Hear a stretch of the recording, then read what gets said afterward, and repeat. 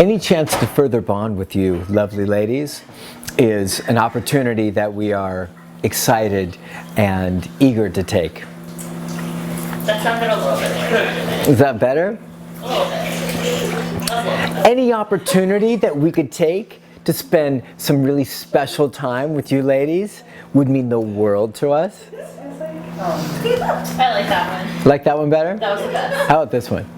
Any opportunity that we could take you ladies up to Owl's for some ice cream, where we could ply you with sweets, and then we can discuss raises and things like that once you're completely inebriated by sugar and things like that and don't have your wits about you, would be something we'd really like to investigate.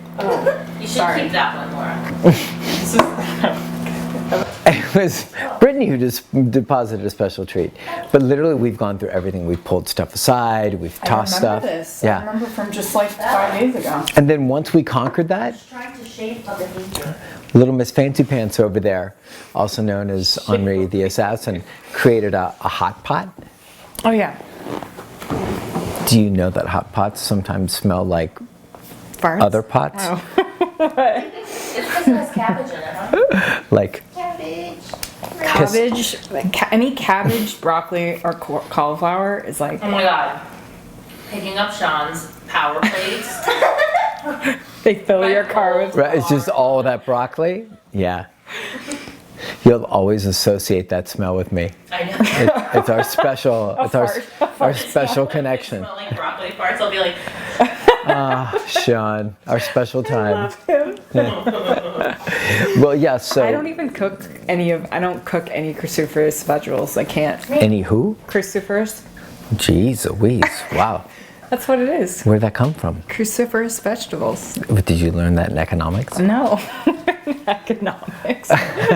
Anybody else heard that term? Of course. I haven't. Cruciferous Yeah. vegetables? That's broccoli, It's a cauliflower, little cabbage. over our heads here. No, I don't even know what that is. Oh my gosh. Please, is this on? I don't even know if it's on, but if it is on, This is an outrage. tell me, people at home. You want to get a little vote about who knows Oh yeah, what I can carnivorous vegetables are? Cruciferous vegetables. That's like a common term if you cook or are into nutrition. Oh, that's why I don't know about it. You know about stuff. I don't know about cruciferous, Cook. That should be like your. carnivorous vegetables.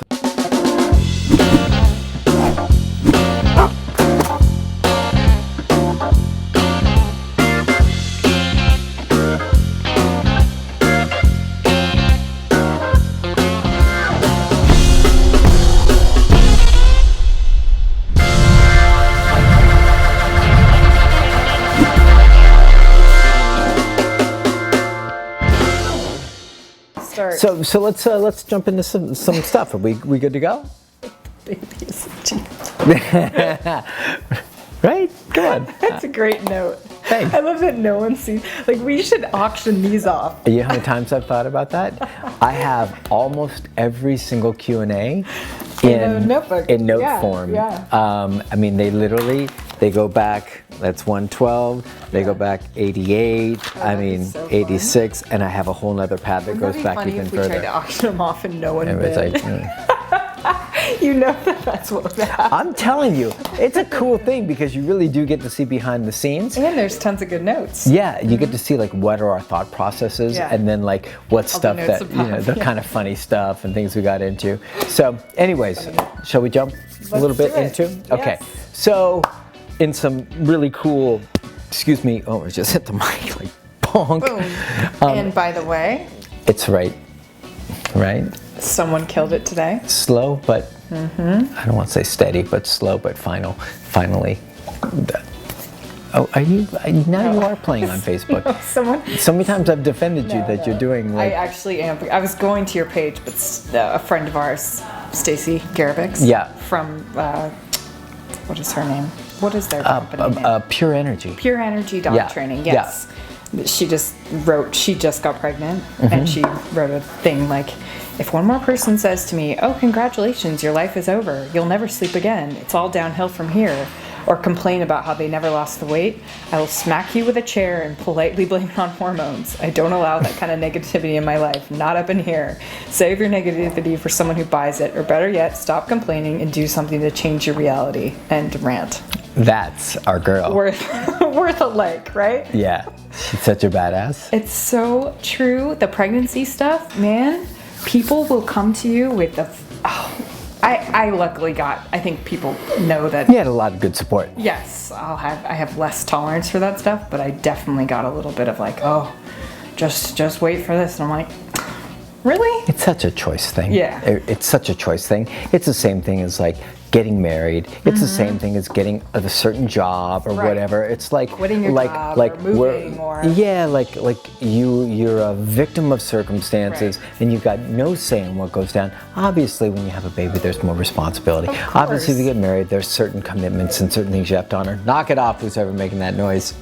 Or die. Sorry, we'll edit that out. But there's so much flexibility and there's so much personal choice about how you want to make it look and how you want to make it go down. But people abdicate their power. People absolutely abdicate their power, labdicate. And then what do they want to do? They want to make sure that they share the same story to you, because they certainly don't want you going out and like rocking the house. Yeah, they don't want you to prove that theirs was actually... That mirror is a tough mirror to look at, it's a right? tough one. Mm-hmm. Yeah, when you're like, oh, well, I let myself go, or I'm overwhelmed, or I can't do a career, and you're like, or your life's gonna, like, you're gonna go downhill from here. Like, it's like, I can't even imagine someone saying that. That's such a, I hate to say it, but that's such a bullshit cop-out. Oh, it is. It's just such a bullshit cop-out, and human beings, sorry guys, but like, to a large degree, human beings are looking actively for cop-outs to let them off the hook. Don't be one of them. Like whether you get married, whether you have a kid, whether you've got challenges, physical, mental, whatever it is, it's all BS. Find out what you want to do. Kick some ass. Make no excuses. Find your way and like create the life you want. Like, don't buy into anybody else's BS. Take what Stacy said. It's all perspective. Yeah. Right? Absolutely. I'm such a big, like, I know we're getting into like a whole thing, but like this might be better than any of our questions. Like, perspective is everything. How you're going to view pregnancy, how you're going to view opportunities, how you're going to view difficulties, obstacles, challenges, whatever it is, people standing in your way. Man, you can fold and crumble, or you can stand up and go like, this is what I want, this is what I want, this is what I want, and none of you are going to stand in my way. And that might sound all rah, rah, rah, juicy, juicy, but hey, I'm here as a 40-year-old valet to tell you that you don't have to be stuck anywhere you don't want to be stuck. Anyways, real quick, if any of you have seen the Jag stays. It was a little tentative. It was a little like dicey at first. Wasn't sure. Waiting on bank approval, and then there were a couple little issues cosmetically with the car that had to be sorted. Everybody, bank said yes. The dealership said, "Oh, we'll fix that perfectly for you." And I got it tinted yesterday. And how's it look? I didn't see it. Oh, you didn't see it? I haven't seen it in You a missed while. out. Maybe we'll fly a picture in. Jeez, is it nice? Anyways, Jag stays. Beyond that, I want to congratulate Forrest for being such a team player. Forrest, which is the baby's name, is being an incredibly patient team player with us. He knows, well, the book, everything. He knows we've got a lot of stuff to do. And instead of being this like really impatient I got to burst on the scene and make a big statement and let the world know I'm here. He's like, I'll be with you in a minute. I'm good. I can see mom needs a little bit of time. I'm gonna hang tough. So a big shout out to Forrest for being a team player. Nice. You must have like sent some good vibes down to him. TGD book coming. We're like home stretching it big time. Wow. Oh, like what? Where would that like well come from? Are we not home stretch? Are we not working our butts off? Oh, we're working our butts off. Yeah. Okay. And okay, so I guess you're making a distinction between working your butts off and home stretch. Yes. Right? Okay. But no, absolutely no like taking away from butts being worked off. But The book's Is this starting part going to to make me cry? No, it's just like Or them. reality-wise, it just feels tougher and tougher. It's got stuff. Yeah, because we're getting into the point of like really editing and shaving stuff down, and it's challenging, like having I don't to want like to rush anything. Yeah, You know? but we know, because as you said in the last episode, we know that there will be pre-orders, pre-sale. Absolutely. So no matter what, you'll be able to get it and have it like in January or something like Yeah. that. But our hope is, if all the stars align, we'll get it to you even before I mean, then. it could happen. Absolutely, because literally, if worse comes to worse, I will stay up for 5 days straight. And It's not really about us at the point. So just so you guys know, it's not about so much But us. I do need to make sure that I sign off on all of the blogs, and Oh, you of sign off on all the course, blogs to make of sure we're course. really down No, with them. yeah, I feel like you and I. Or not this- the blogs, but all the content. all the stuff. Yeah, I feel like if we were to just be like, if books could magically appear, it'd probably be done in 3 days. But it's all the production that goes in. Like if we were Yeah. like, we'll just hunker down. But it's all like the printing and going through all the process. It's not and like all going to that stuff. Kinko's and being like, we got a Yeah, book. It's not like putting on a video. It's a Yeah. little bit different. Yeah, or like, yeah. you know, a YouTube video or something. Yeah, So- and so with you just doing your Coyote and the Pig book, you know exactly all the Exactly. hoops to jump through, and they And- were Yeah, it just takes time. they were prodigious hoops. Yes, and I Yeah. did a little bit of a different process in what we're doing. So that's the only thing too, is that we're going to have a little bit of a different thing. So Okay, Yeah. great. we'll sort it out.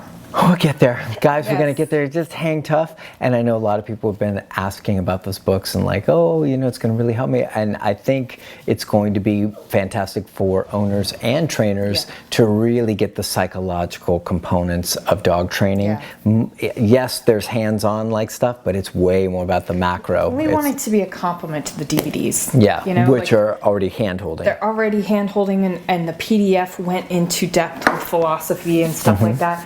But it didn't have it. Every time on the PDF, we were like, oh, I wish we could go further into this or talk more about it. But a lot ended up on the cutting room floor just for. There's only so much time. Yeah. Yeah. So we want this to be a nice complement. Unless for it becomes like a Ken Burns documentary, and it's like 15 discs. Oh, jeez. You know what I mean? everyone. I don't Do you know about Ken? this, no.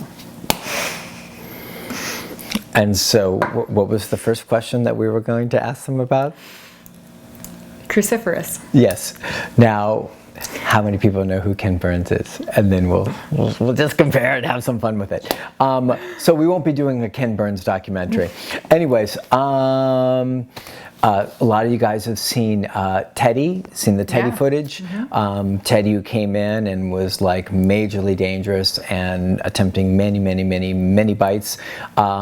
We've had the ladies work with them, and then I saw him kind of like doing a little manipulation, a little like playing the ladies like he was a smooth operator, and I realized he needed some man time. So now he's become my special project, and if any of you have been watching, you've seen the videos. He's gone from trying to bite, muzzle on, this whole thing, to being a pretty fun, happy-go-lucky guy. He's still nervous, he's still fearful. I don't want anybody to think like a magic wand has been waved and all that stuff's gone, but we are, rebuilding this dog into a better space. And it really does take time. I don't think Teddy will ever be a dog that's like as confident as like Cujo, you know, or as confident as like Junior was, or you know, he's got fundamental stuff. he's got definitely. stuff, but we can tweak, and He didn't growl at me when I walked in the kennel today. oh, nice, yeah, he's making such huge improvements. Yeah. And when it's all done, if you guys really want, I'll articulate and blueprint like the whole strategy of Cool. what we went down, Cool. because it's been a really creative, really involved, detailed, nuanced approach to get him to this space, and we're all pretty proud of like, I go out every morning and like run and play with him, and he's just like, wow, so we're having a good time. So now we're starting to tune him in and get his manners just a little bit better. We got the trust and the good stuff. Now we're like, so that's that. Then we got giveaways. What do you have to say about that? Well, this last week, from last week's episode, we had the most amazing emails, like couple a day, that Sean and I were like crying about, and I never cry. I cried like pretty much at every email. And that's not just the pregnancy hormones. No, That was like, I get touched too. yeah, super touching stuff, and not like not like sob stories, just people writing in stuff that was pretty fantastic, just asking, you know, for help for things or not. We had a couple people write in and just say like, I actually can afford everything. Grateful, you know, I'm really grateful for what I have, but what I would like is to give this, or, you know, just really touching stuff. So Yeah. I'm not sure how we're gonna do it. We should talk about it. We'll talk about it a little bit. I don't know if we're gonna do it on these episodes or if we're gonna do little videos for them. Yeah, so I don't know how exactly we'll do it, but if you guys, those giveaways are still, we're still opening. Oh yeah, yeah. Before, I right? want the giveaways to go all the way through to Christmas. Oh, awesome. Yeah. Okay, cool. Yeah. Yeah. So, but you've got a master plan? We'll talk about it, yeah. Okay. I'm not sure exactly what we're Mum's the gonna word, everybody. So, but we've gotten your emails and videos, All of and they're incredibly special. And don't worry, guys, we're gonna get some really awesome stuff out to guys. We got some Definitely. pretty cool plans for it. Yep. So, you ready to jump into the show? Let's do it. Okay. Isn't this what Mr. Miyagi did? Daniel's son. Hey everybody, it's Sean from The Good Dog, and this, to my left, even more pregnant than last time, if it's 40 weeks, possible. practically. 3 days from my due date. Well, so Sitting- you're not even late. So I was Sitting giving here doing freaking Q&A. I love you guys. right there. Well, make sure you cover it with that. Well, I know, it's true. So I was giving Forrest lots of props for being late, but he's not really late. No. He could still be a punctual gentleman. I don't think he's going to be. Good. I like his style. I like his scene.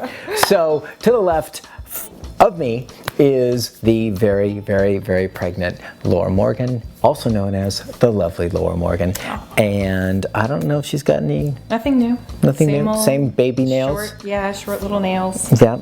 I don't have any shoes. I was going to put on my special yellows. I don't think you've ever seen them. I haven't. No, I've got like brand new pimped out Really? yellow Air Force Ones, but Wow. but I didn't have time to put them on because you were yelling at me. Get over here and get in front of that camera. And all this stuff that you can't see all around us. Belladocious, Manny. We got Malu. Malu's hanging out over there. Some Starbucks. Ladies are the ladies still flitting around somewhere doing their sure. thing? Yep. So, and goats across the street. What do you think? There's two. There's two goats. There have been since we moved I thought you were like giving me a goat count. No, I'm ready. We got goats, guys. Anyways, all that stuff that you can't see, including the goats, makes up the Good Dogs Q&A Saturday episode number 1. What do I do? What have you got? You got 13? You got... It's 12, right? 1, 2. You just need a 1. Just throw up a 1. How is that? 1, 1. I think 2. we just need to talk about it beforehand and strategize. I just can't. It's just weird to me. Will you hug me and tell me it's okay? It's okay. Okay. I can't hug. You can't hug? It's too big. Okay. Okay. Anyways, we're right. still struggling, but last week's was really good. Yeah, you did great last week. Yeah. I need a strategy beforehand. Yeah. You just need to hold up a 1 for literally the next 90 episodes. Really? Just a 1. That's it? Mm-hmm. Oh, well, that's easy. I'm good. I got you. Okay, cool. Okay. All right. Question number 1 comes from Debbie. Why is Sean so challenged Debbie with says, finger numbers? e-collar training. Can we start in the house? Is there a proper order of training? Recall, place, etc. Possibly taking him out for walks. I can't train in our yard due to our wireless fence. Okay. Debbie. Okay, so Debbie, yes, you absolutely. I got to make sure am I leaning too far forward? Because I know I'm. No, you're fine. Just I'm don't good? like lean over on the paper. Then. Yeah. Okay, so yeah, absolutely, you can start inside the house, which is actually what we typically do with the majority of our e-collar program, right? So typically, so if you got an electric fence, invisible fence thing, you have to be mindful of that. You either do it in the house or you do it off the property where there's not going to be any confusion. Off the property may even be something better for you, just to make sure that your dog, is super comfortable. But he may feel comfy in the house, and if so, then go ahead and do the stuff in the house. So typically what we do e-collar place is one of the very first exercises if you've already done prong work. So we do like 3 days of prong for like sit down, place, and oftentimes some recall stuff. We also do thresholds and crate and all that stuff. If you watched us, you know what we're doing with that. But you're looking for like, how do I go about like doing this in the house? So here are the big things that we do. We do e-collar heel outside. Right? So basically the early things that we're looking to do, e-collar heel outside.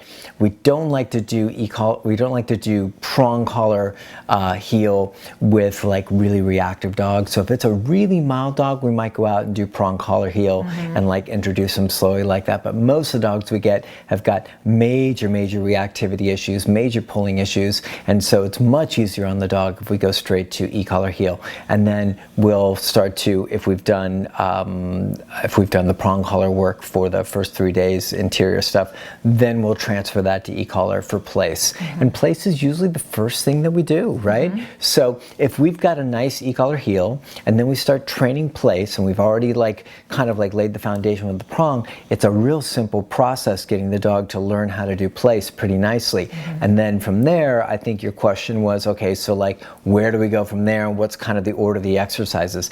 And then kind of fluctuate a little bit. I mean, you could go from like place, you could, let's go or break the dog off of place, and you could start working on sits inside the house and like walking circles around him. You could do the same thing on the walk, on corners, have him sit, do some walk around, start to reinforce those sits.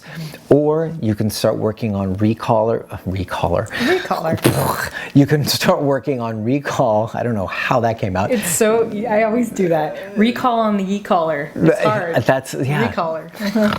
So you can start doing recall off of place, and that's a great way. That's like in our DVD, that's how we actually recommend that people train recall, because you can do it outside on a long line, but it's like the dog's way more distracted, way harder. You don't have a preset, programmed, patterned target for the dog to go to, which place command is, and you have to try and like get away from the dog if you're doing like long line recall. Whereas like if a dog's on place, been trained to place, it's so easy to recall him off of it. So that's why we kind of augmented our approach and went to that. We used to do all of our recall outside. Now we do it inside from place, off of that, and then from place to place. Little short distances, then wider, more mats. Then eventually you head outside with long lines on the whole time, but then head outside with a long line, and then you start working through the process. So I think that kind of covers it, right? So like eventually you want to work on downs. We typically like to do down as one of the later exercises, but we've also tried to make sure that by the time we're doing e-collar work, we've already done down with the prong collar, right? So for us, the last thing we want to do is be like struggling with the dog who's really apprehensive about down and using e-collar pressure and trying to make it happen like that, and you're like trying to like use food or trying to use like pressure on the dog's shoulders and e-collar. It's just too much work. You're way better getting it all sorted out with prong, and then when you lay you overlap or overlay the e-collar pressure over it, it becomes a very simple thing for the dog to move into a down position. So long line on, move slow are the last two notes, but I think that's your main stuff. Your main stuff is don't do it anywhere by your electric fence. Yeah. Do it inside if that feels comfortable. If not, get away from your house. I mean, you can do it near the electric fence, just don't let him be wearing the electric fence collar. No. Actually, I have to disagree. And the main thing is that dogs become very superstitious about the electric fence. I know you don't have a lot of experience with it because we're in LA, and so I thought you meant like just don't do it so he won't get No. See, the problem with Corrected. electric fences is that dogs become very superstitious about or very aware of the boundary, and there's flags out, and they're like, crap, if I get anywhere That's the there. space. And then Yeah, you yeah, start yeah. training them on e-collar, and they're like, well, am I in the right That's so space? And true, so yeah, it creates confusion. got it. But that's okay. You like, if you grew up on the East Coast where everybody's got like electric didn't. fences, no, but I had to learn this stuff because like I would like sit and talk with Jeff, and I'd be on a show, and he'd be like, so what do you think of electric fences? I was like, I gotta learn about it. But I also went to a lot of his sessions and watched him work dogs. Yeah, That's a and very not do it around it's a there. very common Got it, thing got because a lot of the dogs have e-collar fence experience, which makes them a little bit more Yeah. challenging to train like low level e-collar pressure because you don't want to confuse them and Yeah, freak them yeah, out. makes sense. So hopefully that makes sense. Yeah, and the one thing I was gonna say, you said like when is a good time? I think she said something like timing, like before a walk. Oh, did Do we she? start it in the house? Is there a proper order? I tried to give the proper Yeah, order. you got the proper order. I was just saying, like, in terms of like, if you are asking at all about schedule, is there a proper order of training? Recall place possibly before taking him out on walks. Yeah, I mean, if you are asking about schedule, I'm kind of like pulling. It's a short question, but you can in the morning take your dog out for a little bit, come inside the house and work for 25-30 minutes on place command and recall. There's no like set thing of like, oh, it has to be in the morning that you train, yeah. or like Yeah, I mean, like that. there's so much flexibility in training. Yeah. We know trainer friends that like I've got other gigs and stuff like Yeah. that train late at night, and the dogs are like, cool, this is when we train. It's like no big deal. The So dogs aren't going to be like, oh, like hey, it's sleepy associations time. or- Like no. so, lots of flexibility. Let me just close out with this. Start with leash and prong for the first 3 days for sit, down, place, Yes. and a little bit of recalls to where you get the dog really in that zone. You can even do some prong heel and get the dog accustomed to that so you've got less to fight with. Then when you get the e-collar on, it just makes the whole process way more smooth. Yeah. So 3 days of prong, then move to e-collar, start with heel, then you can do heel and place on the first few, the first day, and then you can start working through recalling off, sit, and down, and Yeah. kind of fold it all together. Yep. Move slow, long line on, be patient, and don't ask too much of your dog too quick. Yeah, go slow. Okay. Thanks. Okay. This one is for you. Yeah, I see it. Question number 2 comes from Amy. Amy says, whoa. My Cocker Spaniel Chewy is resource guarding me. Chewy. He's resource guarding me. He snarls and growls at my other dogs and cats now. I want to reassure him without punishing him. He's had a hard life. Original owners fed him nothing but table scraps, which my dog would love, and then abandoned him at a shelter when he had seizures. It's weird. She folded that in like it was like abusive stuff. Or just like he wasn't like, he was more like just like a junkyard dog, it sounds like she's just saying. That's my kind of junkyard dog. He hasn't had a seizure since with us. Oh, okay. Great. So due to this, he has separation anxiety when I leave for work or trips. He's getting better with this, but he's very protective of me. How do I calm him and stop the growling? Okay. You got your work cut out for you. I give you a good Amy, one. this is a tough one to talk about. Yeah. Well, luckily, I was on a call earlier today that has pretty much the same exact issues. Well. So, Amy, I'm going to give it to you straight.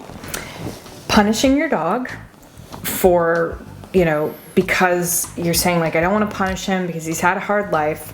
The reality is the resource guarding could get your dog in major trouble. So, if he... Also known as dead. I mean, it's true. Resource guarding, serious enough stuff can get dogs killed. If he resource guarded you against another, like there was a kid in the room, or a he human, bites somebody. bit someone bad, and something went down. I'm not trying to be had dramatic. run. I'm just saying that's real stuff. No.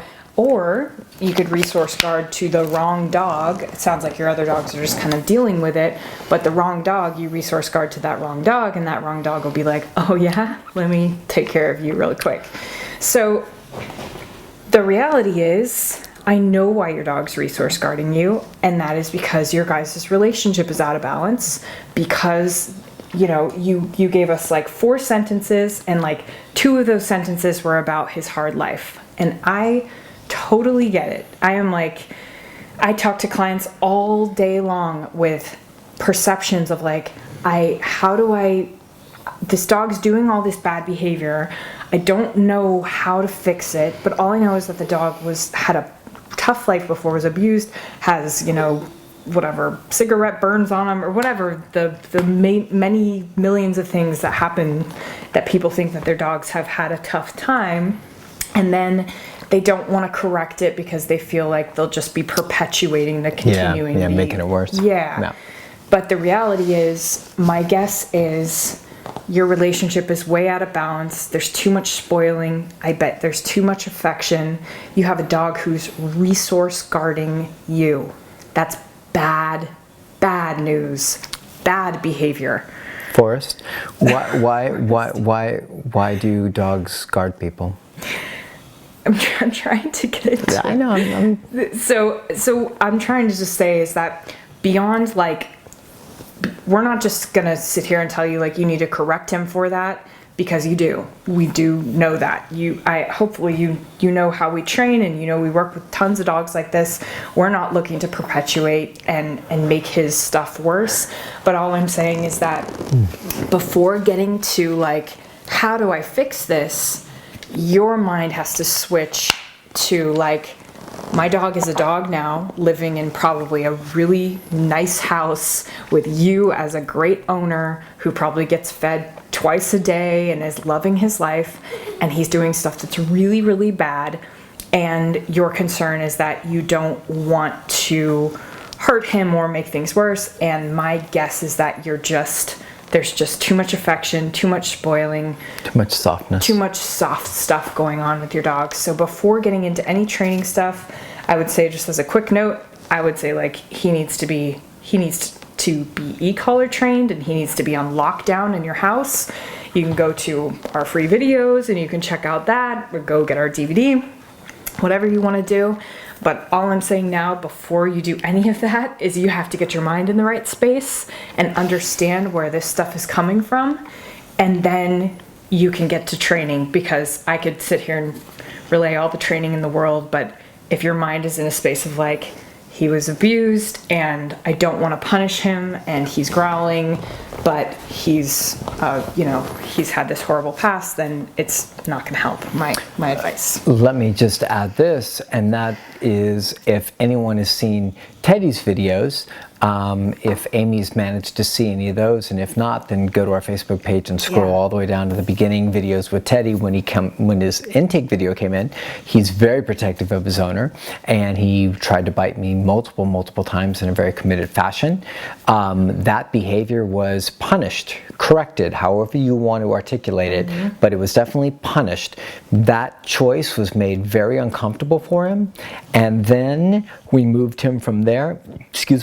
Into a space of slowly building him up into a more confident but respectful, polite, courteous dog whose relationship perceptions are all in a healthy balance with us and everybody else in the house. And now we have to transfer that to the owner. So if you're worried, like as soon as you said, I don't want to punish him, I was like, because if you don't want to punish negative. You said, how do I reassure him without punishing him? It's like, he doesn't need any reassurance. That's maybe the worst phrase. And we don't mean that in a nasty way, but it's maybe, as far as emotionally, what it indicates and what it indicates for him forward movement wise, that's probably the worst phrase that you could utter. Because what was it again? I want to reassure him. I want to reassure him, so I want to make him feel better, safer, more comfortable, and that's going to come from affection, softness, coddling, and all that stuff.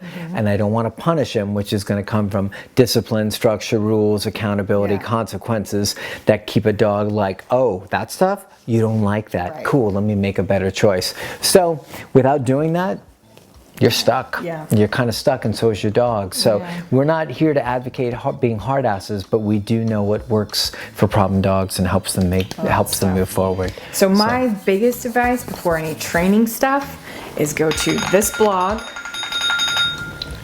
Sean's blog right up here, and read, just search the word relationship and then read all those articles, and he breaks down a lot of relationship issues that go down. And I'm telling you, I know what you're saying too about like, you want to reassure him, you want to let him know, don't worry about this. It's natural behavior. That's natural, but guess what? That's what we want too, but we do it in a little bit of a different way than maybe what you're thinking. So, and it's not just through like punishment, but it's like, hey, you're not allowed to do that. And that actually does reassure the dog. No, you're not allowed to do that. No, you're not allowed to growl at my other dogs. Yep. And that's not good for your other dogs to see either. That you're allowing this one dog to be a bully. That's not cool. You need to reassure them, and you need to reassure him by giving really firm boundaries. Yep. So we want the same thing as you, but we just might be going about it a different way. So go to the blog, check that out, and if you want to go further, then you know, write another little question to us. Yeah. Okay? Sounds good. Thanks, Amy. Good luck. Hey, Justin. Are these Justin Bieber's? Yeah, it's just His signature line? Question number 3 comes from Candace. Hi, Candace. Shelton. Aw, of course. Hey guys, you helped me get my Doberman into a non-aggressive state around my children. He's fully e-collar trained thanks to your DVD and workshop. Aww. I know you said that dogs generally go into avoidance phase and then gradually into the acceptance phase. Oh yeah, you guys have seen the video of her Doberman, I think. Candace, I think you're the one who gave us videos, and so if you've been an avid Q&A watcher, I believe, correct me if I'm wrong, because my brain doesn't necessarily work as well, but of course I remember you from the workshop, but I do believe you gave us video too, with the Doberman at the front door. So my question is, how do I make that transition? He goes into avoidance every time he sees the child and goes to his dog bed, which is great, but it's been 3 or 4 months now of this behavior. Is there something I can do to get him to acceptance? I was kind of hoping that question would go longer so I could finish my peanut butter cup. But alas, I got to roll with the punches. Okay, Candace, it's good to hear from you again. So the transition period is really specific to each dog. There's no timeline that's articulated or clear or set. It's really dependent on your dog, how intense his feelings are, how intense his emotions are about the trigger of the situation, and what kind of work you've done. So I bear that in mind first, so we don't put too much pressure. But that doesn't mean 3 to 4 months is not very long. Yeah. Especially for something he was serious about. So we don't want to put too much pressure, but we also don't want to let him off the hook. So it's that dance, right? So we want to go back and forth and really try and find the magic kind of sweet spot with that. He may not feel comfortable yet with the kids. It just may be where it's at. Now, I'd be very curious about the avoidance. I'm going to get so much hell about this, about chewing while I'm eating. Chewing while you're eating? It's been a long day. Chewing while I'm talking. I know people are going to go, that's so rude and so gross. Anyways, so he may not be comfortable yet, and that's going to be largely up to you to kind of suss out. To suss out, where's he really at? And then on top of that, I'm curious, are you still correcting anytime there are kids around? Because if you are, then that's going to contribute to the constant avoidance. If he's just going to his placemat on his own and just feeling uncomfortable, and that the placemat feels more comfortable and creates more space and less tension, then that's a different story. So I'd really like to know, if you're still correcting, I would start getting off the correcting if he's starting to make these like nice, good choices. Moving away. Yeah. And if he's moving on his own, then that's a really good sign that he's just like patterned and doing his own thing, right? So let's move from there. One of the things that you can start doing, if you feel like you've done all the foundation work really solid and you've got him in a really awesome spot, he knows that he's not allowed to growl or misbehave or charge the kids or snap. No, Malu. Then one of the big options that you have is to do food work with him, right? And that's all predicated on him being safe enough to interact with kids. Now, I can't remember if he was muzzle conditioned. I don't know. So, if he's not, Probably. She's really smart. yeah. She's pretty detailed. If he's not muzzle conditioned, I would muzzle condition him. Just type in Josh Moran muzzle conditioning and you'll find the video. If he is muzzle conditioned, you're kind of set to go. And what I would do with that is I would only feed him by hand from kids, right? Now, I wouldn't have kids go up to him in place where he's like, this is my safe spot and I'm being pressured. I would call him away from it and I would bring him over towards the kids and I would like not have the kids talk and touch and pet and just like offer food. Just his kibble, see what he does. While he's wearing the muzzle. Yeah, nobody can see any of this. I'm like, offer the food like this. Yeah, while he's wearing the muzzle. While he's wearing the muzzle. It should be a Baskerville. If it's a Baskerville, they can very easily eat through it or eat through the muzzle. Not eat through the muzzle, but eat food. The muzzle will stay on. And see what he does. Most likely, he'll be uncomfortable, tense, and stressed, and probably won't take food right away. So that's okay. So you just need to wait, and then you try the next day, and you try the next day. And here's the thing. Dogs will never starve themselves. Dogs will be like, I'm uncomfortable, I'm nervous, I'm stressed, I'm worried, and I'm gonna wait. We see it all the time. Teddy was the same way. I offered Teddy food every single day, and Teddy's like, no thanks. I'm like, Teddy, you're gonna get hungry. And every day, twice a day, here it is. And then one day he was like, I want that stuff. So that's, once that psychological kind of shift happens. It's not treats, it's his daily food. Daily food. Yeah. So physiologically, when that kicks in and the dog's like that hungry, then psychologically some big shifts happen because like, if this is the person I'm worried about and they've got food and I'm not hungry enough, I'm like, I don't want to be near you and I'm too worried. Yeah, the food looks good, but like I'm way too stressed. A few days into this of offering him food or Laura offering me food, and then eventually I'm like, I'm worried, but boy, that food's more important. And then what happens is I move towards her to get the food. She shares it with me, and a psychological shift transpires where I start to feel different about this person or the kids or, you know, whatever it might be, or Uncle Frank or whatever. And so that's kind of how I would go about it. If you've done all the foundation work, you believe like the dog's in his best space, stop correcting if you're still correcting so you can kind of get him out of that, like, I gotta get the hell away and go to my mat. If he's going to his mat on his own, that's great. Then what I would do is food work, recall him over to you. You control it, make sure all the kids do the right stuff. And of course, if he looks freaked out and nervous and overwhelmed, then we're gonna have to come up with another strategy. But the way it works is that dogs will not starve, and they'll eventually, you offer them the food every day, and eventually they'll be like, I'll take it. Yep. And then the association starts to become really powerful. There's those kids.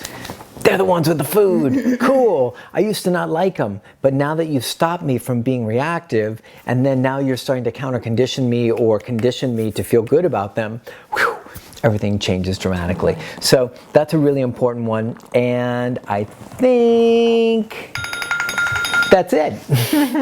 That's all I got to say. I just have one last comment. Yeah. Is that if you don't feel comfortable doing the food stuff, or if you end up doing it and it still isn't like changing, you may just have a dog who's just watching himself big time. Because what the dog's doing when they're in that avoidance stuff is, at this point, I'm assuming you're not correcting anymore. He's not like, oh, I'm going to get corrected, I'm going, like 3-4 months later, he'd be like, I'm good, I can let go of that. But that conflict of like, my inner something might like cause me to do something that isn't the greatest choice, and I know there's a consequence for that. He might be still really conflicted, and like I said at the beginning, you can give him time on that. Like, do the food stuff, do all that, but also remember that you're not that far into it. If you wrote 2 to 3 years, it's been 2 to 3 years and he's still avoidant, I'd be like, ooh, okay, let's see it. Send us some video and let's really suss out like what's going on in all other contexts and all that stuff. And you know, there'd be more, but 3 to 4 months for a dog who was uncomfortable with the kids before, it's not that bad. And it's not like he's like running and like cover, like he's not like he's just avoidant. So And to add to that, I would really be okay with him being in that space. much like better. let him kind of like, there's a real organic process with like dogs becoming less sensitive or more comfortable with the stimuli that they're uncomfortable with. Yep. And if you just let them go through the process, oftentimes they'll come out on the other side on their own. Yep. So let's Good check in. let us know, what you think. Candace. Okay. Thanks.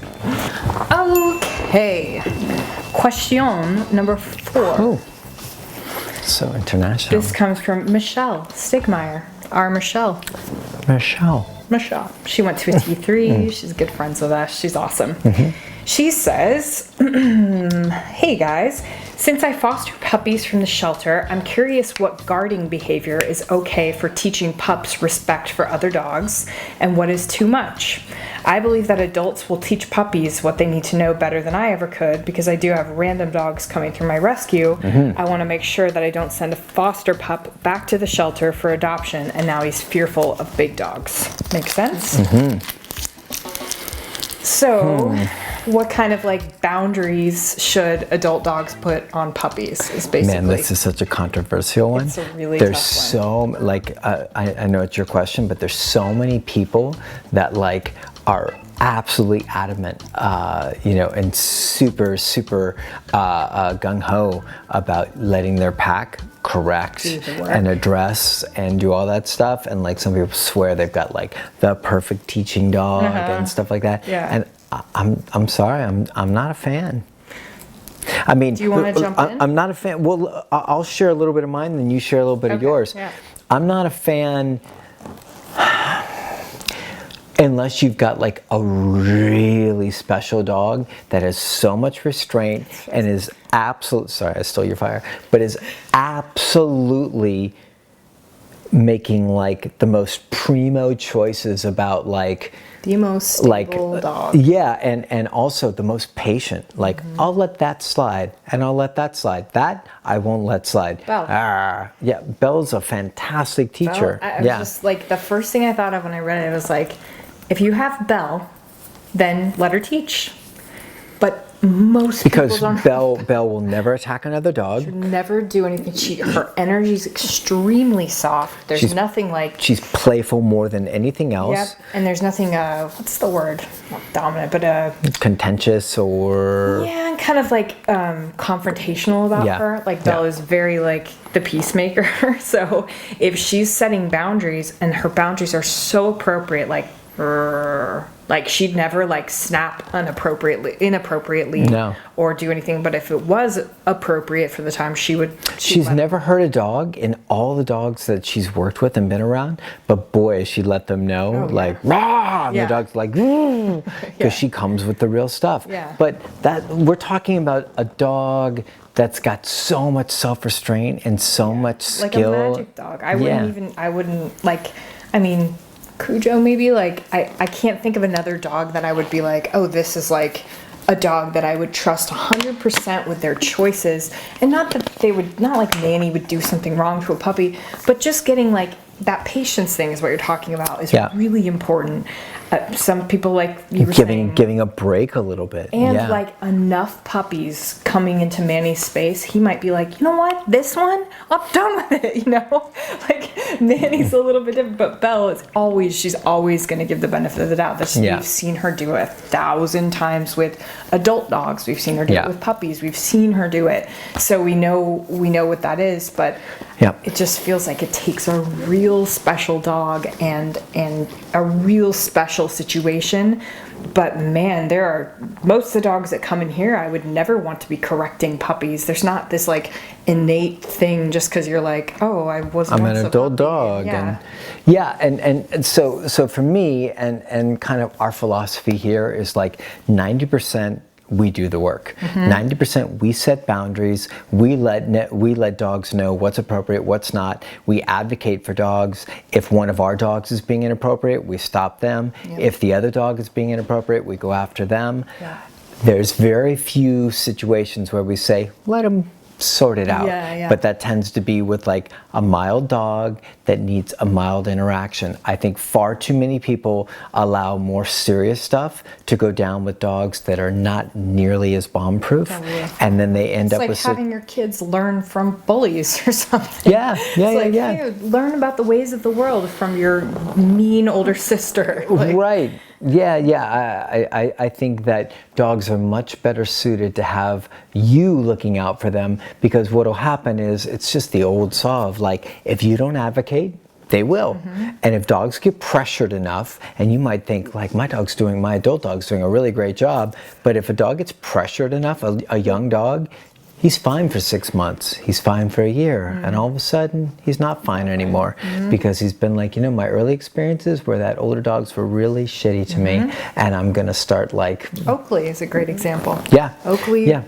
My guy Oakley was stuck in a pen with a... He was a puppy. Yeah, he was 6 months old initially. But who knows, he could have been there. Who knows, he could have been younger than 6 months. He could have been there for a long time. Yep. And he was sharing a kennel with an older dog who was setting boundaries way too firm. Absolutely. and Oakley cleaned his clock. Yeah, Oakley became severely dog aggressive. Yeah. So be real careful with that. Yeah. I would just say like you do the work yourself, and then if you've got like a special situation, a special dog, like then you can mess with that a little bit, but boy, be real careful with it. Yeah, just make sure that make sure that there's advocating going on both sides. I was just going to say there's a lot of romance with this. Do you know what I mean? Yeah, there's a lot of romance because it makes sense, like the puppy pass. I remember I heard that a ton when I had polar bear. Oh, don't worry, the adult dogs will give him a puppy pass for being a jerk, and they'll teach him and stuff like that. And I had an experience with polar bear when he was real young. He was a puppy, and he got like attacked, kind of not like bit, but gone after by an older dog that lived downstairs from me. And they were like, oh, don't worry, he'll give him the puppy pat, like did the whole thing. And I can't say that didn't have some effect on like reactivity and stuff. And I think it makes us feel really good to be like, oh, it's the wild taking care of itself. But unfortunately, they're domesticated dogs that the wild, a lot of these guys aren't just been touched by the wild. They've been touched by owners and pests and all sorts of rescue situations and all this stuff. So it's not really like that clean slate that we wish was there. If I had a new dog, if I had a puppy, I'd be so careful about who and how people and dogs interacted and corrected my dog. I wouldn't baby him, I wouldn't like coddle him, but I would be extremely careful about how all those conversations went down. Just like a child. Yep. All right, Michelle, thank you. Hope that helps. Bye. We had so many questions. So many questions. We're blowing up. It must be the podcast stuff. Or no, it might just be people thinking it's the last episodes Before you burst. I mean, Monique, you had an awesome question that I was going to answer, but it was just too much for me to break down because it was a really long question. Yeah. You can add this next week, and you can, maybe that would be something that we could answer again. Who else here? I'm curious, once you're down and out, I think I'm going to take over this little shindig. Belle's going to be my assistant. She's going to read questions.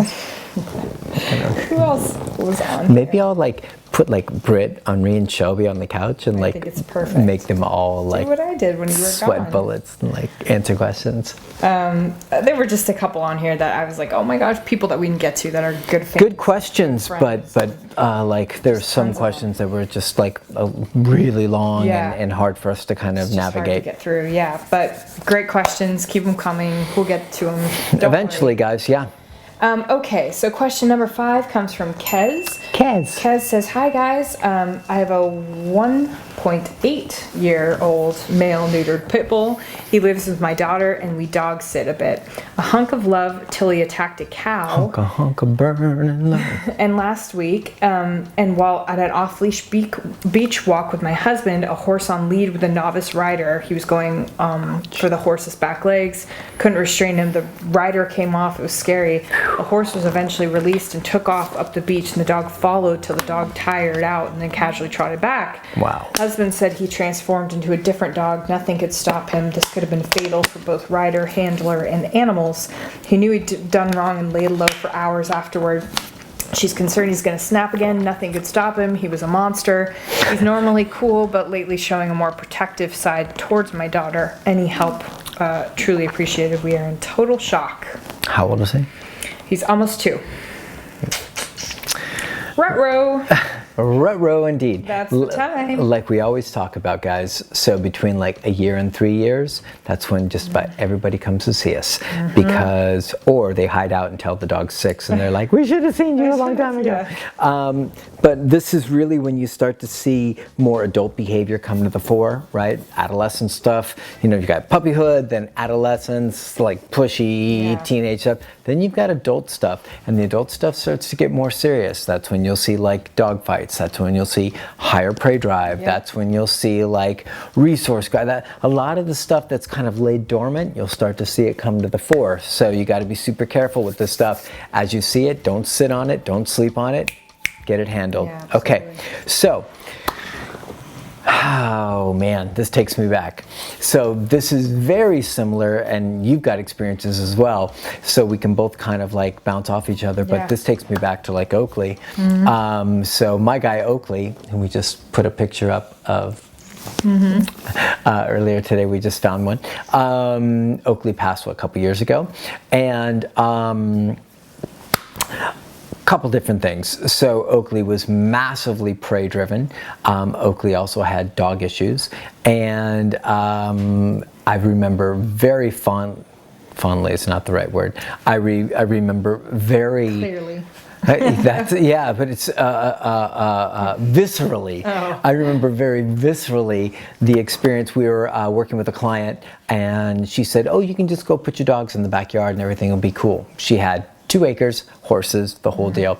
And I was like, "Are you sure?" Like, you know, this was early on before my guys were like really highly trained. We're talking about like 10, 11 years ago, something like that. And so she's got horses out there, and we're inside working with her dog.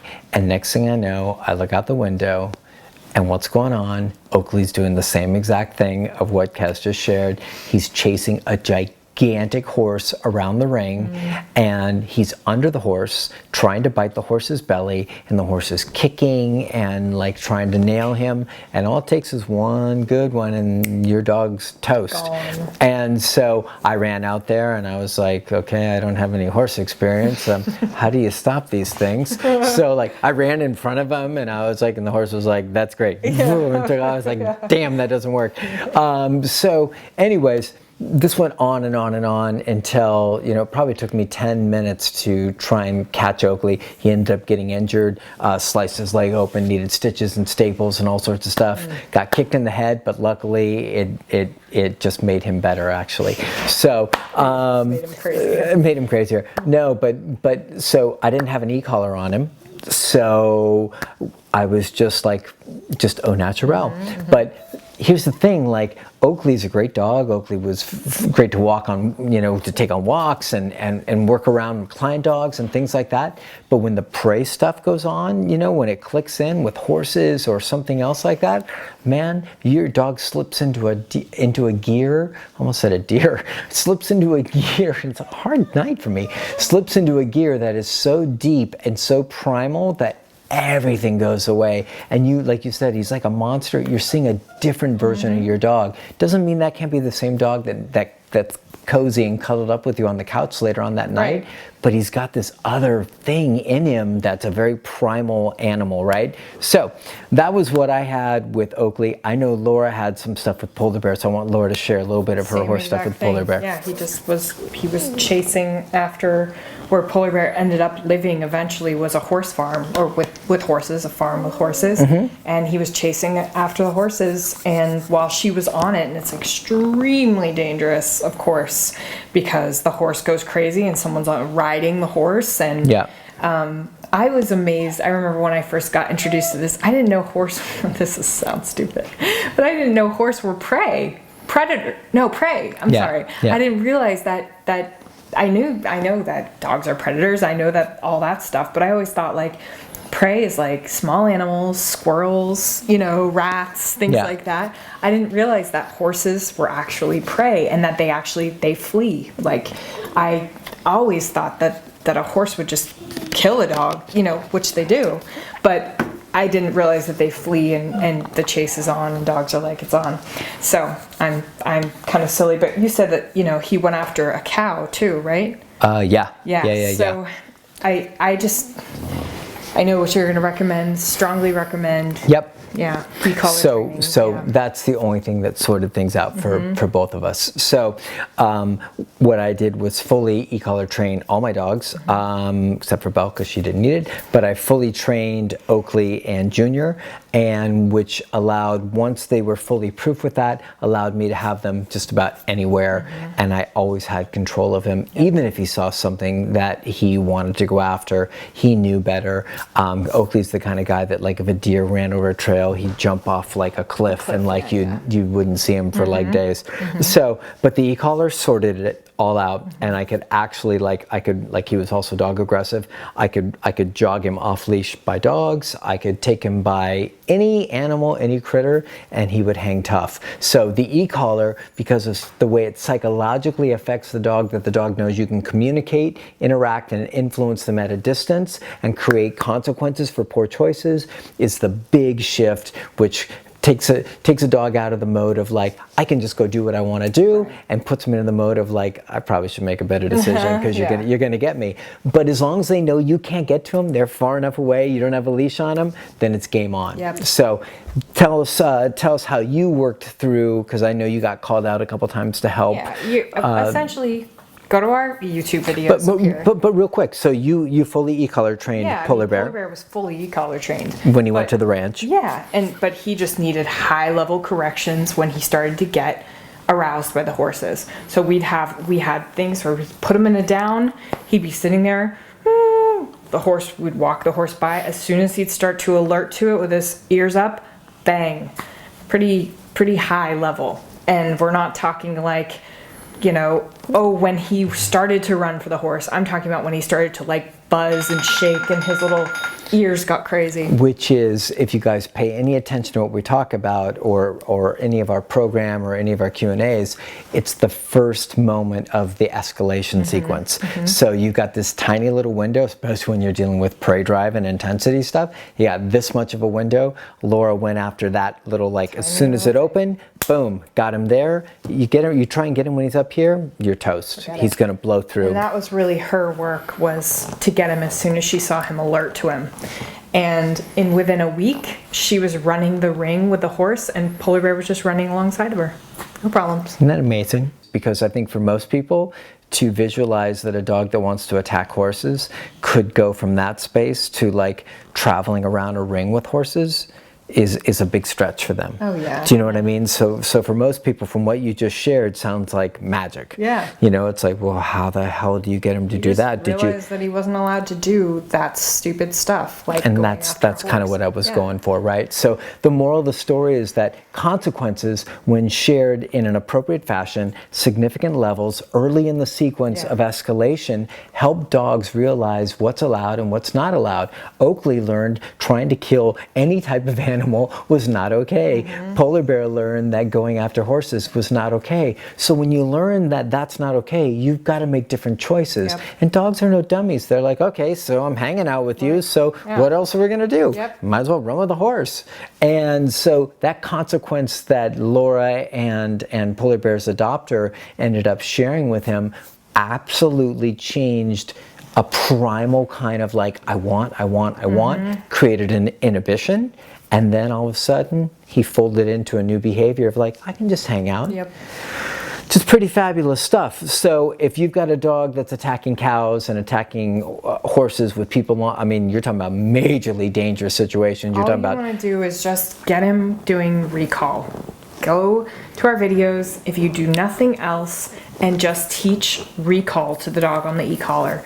You probably are going to want to get a boss if he's got major prey drive stuff, you want Yep. to get a bigger collar, a Boss collar, and Boss then, from E-Collar Technologies, the Boss 800, just higher level stuff. and then just teach recall at the low level. So recall when you're teaching a behavior, it's really low level. Get the dog really good. Long and then line on. Long line on. And then if you have that situation again, it's literally going to be come. If the dog doesn't, bang. The other thing quickly, we got to wrap, but guarding the daughter stuff. That's also going on. So I didn't even remember that part. yeah, that was kind of like a thrown in at the end. Just so you know, like Sean said, 1.5 to 3.5 is typically where we see dogs, because that's when stuff starts to hit the fan, when Yeah. dogs start to come into their own. So I would suggest, if you've got a dog who's already starting to escalate with stuff, getting like, okay, we've got the prey drive stuff, that's one thing. Time. But guarding or being protective against the daughter or for the daughter, we got to knock that out. And I would just suggest doing a full program with that dog and really locking him down, because you think you're seeing it now, just wait. Yeah. Wait. And in addition to that, he should not be sleeping in your daughter's bed. He should not be in your daughter's room. Or in anyone's bed. I don't know if he's guarding the daughter or guarding against the daughter. Yeah. So Either way, yeah. like let's majorly address affection. Yeah. Let's majorly address where the dog is located. Let's majorly address the dog's access to personal space with everybody, and let's make sure that this dog is in the most like pleasant, polite, compliant state where he's like, what do you guys want me to do? That's a dog that's not going to be so guardy. A dog that's like wandering around, stepping in the hall, like, who's coming down the hall? Like, I'm going to protect this person.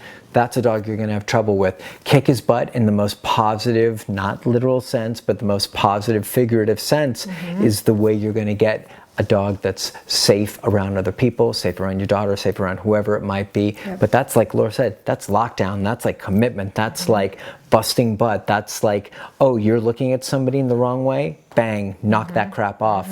You need full recall, you need sit, down, place, and Yeah, do e-collar the whole heel. thing. Do the whole shebang. And then what Laura didn't mention is that after you have all that, you can then use some nice corrections like they did for the horse stuff Yeah. at higher levels with zero follow-up, yeah. because the dog's like, I know exactly what this e-collar Yeah. means. Bigger correction, crap, I shouldn't be doing this stuff. So Cool. hopefully All right. that makes sense. You kind of have a big enchilada, Yeah. but like that enchilada can definitely be solved. Definitely. So any questions, of course, you can hit us up, but go to our website, www.thegooddog.net, and get into some videos and like knock this out. But don't mess around. Don't take any chances. All Okay. right. Let us know. Okay. Thanks. School's out. School's out. We did it. Thanks, guys, for hanging with us. I don't know if I'll make another week, but we'll see. I think that Forrest told me Forrest is on your side. He's gonna. The forest is with us. The forest is with you. So I think we're gonna be okay. I don't think your doctor said you're not going anywhere. Yeah. I'm due in 3 days. Yeah, but he said that nothing's changed. You never know. I'm just saying. I might not see you guys next week, but I hope that I do, of course. So what do we do if you don't show up? You just do the show on your iPhone. Selfies. Ghetto style. Okay. All right. I'm down for it. I can make it happen, guys. guys I'll be know here we'll for you. figure it You know I'll be here for you. It doesn't matter. Write us at this email right If she here. was really committed, she'd do it from the hospital room. Write us at this email and let us know if you have any TGD Santa wishes. We've gotten the most amazing ones. Yeah. We're gonna figure out what to do with them. But TGD Santa, if you want a Coyote and the Pig book, if you want one of our new books coming out, you want a DVD, you want to put your hat in the ring for like one of our phone used con- e-collars, or a phone consult? phone consult, business or personal or training, let us know.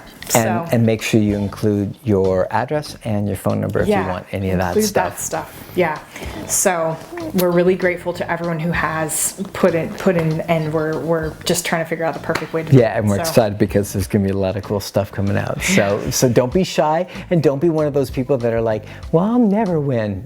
You got plenty of opportunity to win. Yes. So knock it out. All right. All right. Thanks, guys. Forrest, hang in there, baby. Bye.